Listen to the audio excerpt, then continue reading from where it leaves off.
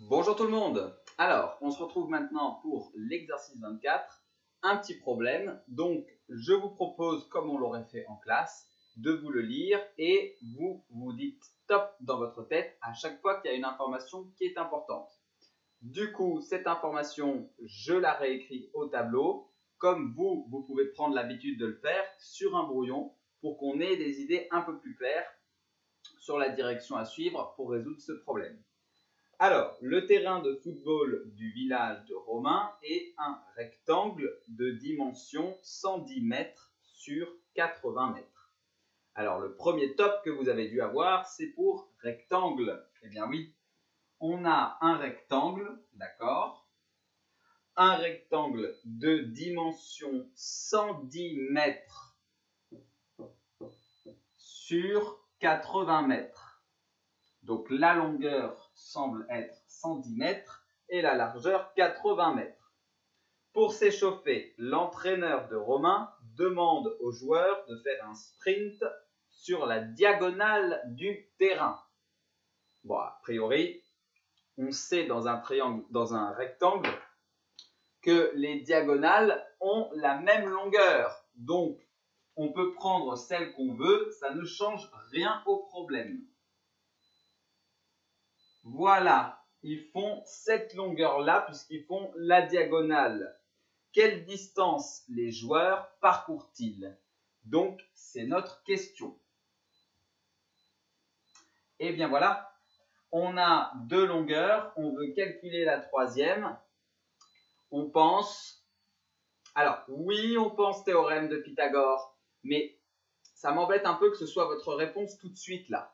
On pense à quoi d'abord en premier?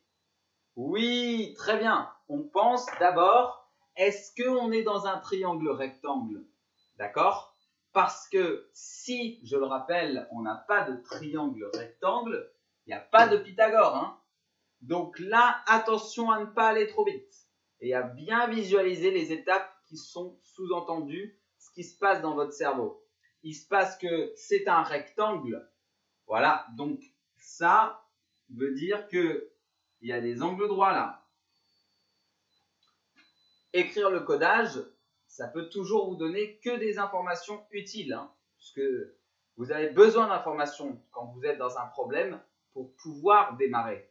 Donc un rectangle, c'est 4 angles droits et c'est les côtés opposés de même longueur. Ici, ici et ici, ici. Bon, voilà. Donc, du coup, ça y est, on l'a notre triangle rectangle. On a notre triangle rectangle et on a deux longueurs. On peut calculer la troisième grâce au théorème de Pythagore. Alors là, on est un petit peu embêté parce que on n'a pas quoi là qui nous manque très bien. On n'a pas les lettres. Alors, dans ce cas, je vous propose ce schéma que vous avez fait sur votre brouillon, de le faire sur votre copie. Comme ça vous permet de nommer les points, donc leur donner un nom. Les points, je rappelle que c'est des lettres majuscules, A, B, C, D. Comme ça, vous pouvez après utiliser les lettres dans votre rédaction. Attention, si vous n'écrivez pas le schéma et que vous écrivez juste la rédaction avec les lettres, je vais avoir du mal à comprendre de quel point vous parlez. D'accord? Donc prenez l'habitude de faire un schéma sur lequel vous écrivez tout simplement les lettres A, B, C, D, et comme ça, on va pouvoir parler du triangle rectangle A, B, C. Donc, vous avez fait ça sur votre cahier et après, on peut commencer la rédaction. On sait que le triangle ABC, bien sûr, vous auriez pu aussi prendre ADC puisque les longueurs sont les mêmes et les largeurs aussi.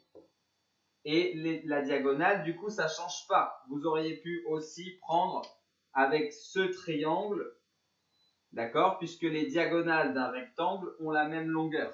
Donc, vous voyez, grâce au brouillon, on se rend compte qu'on peut prendre n'importe quelle configuration, on répondra bien à la question du problème. Donc, on va prendre nous ABC. Le triangle ABC est rectangle en B. D'après le théorème de Pythagore, donc, on veut nous AC. Donc, AC, c'est très bien. C'est l'hypoténuse, puisque c'est le côté qui est opposé à l'angle droit.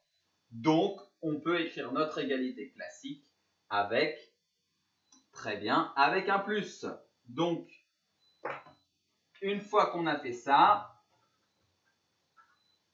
on écrit la rédaction et après on peut écrire AC donc au carré égale AB au carré plus BC au carré. On remplace parce que tout est dans la même unité. Ici, tout est en mètres. Attention, parce que vous avez l'habitude souvent d'utiliser les centimètres. AB, donc c'est 110 mètres, donc 110 au carré, plus BC, 80 au carré. Ensuite, on utilise la racine carrée à gauche et à droite pour se débarrasser du carré. Et donc, on tape sur sa calculatrice racine carrée de 110 au carré plus 80 au carré. Et on trouve AC est environ égal à 136,0. Alors, du coup, je vous avais dit dans le mail que je vous rajoutais une consigne, c'était d'arrondir le résultat au mètre près. Souvent, vous avez des difficultés avec cette phrase, alors pourtant c'est le plus simple. On a ici des mètres et des mètres, on a un résultat en mètres, donc si je veux au mètre près, je ne veux pas de chiffre après la virgule. Je regarde donc le premier chiffre après la virgule, c'est un 0. Donc, je garde 136. Si ça avait été un 8, j'aurais arrondi à, très bien, 137. C'est bon, on peut du coup avoir notre arrondi.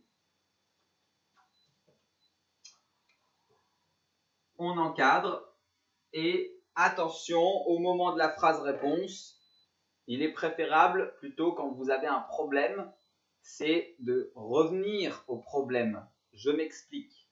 Au lieu de me dire donc AC est environ égal à 136 mètres, ce qui n'a pas vraiment d'intérêt ici, vous me dites donc la distance que les joueurs vont parcourir est d'environ 136 mètres. Vous voyez, on ne répond pas avec AC. AC, on s'en est servi pour la rédaction.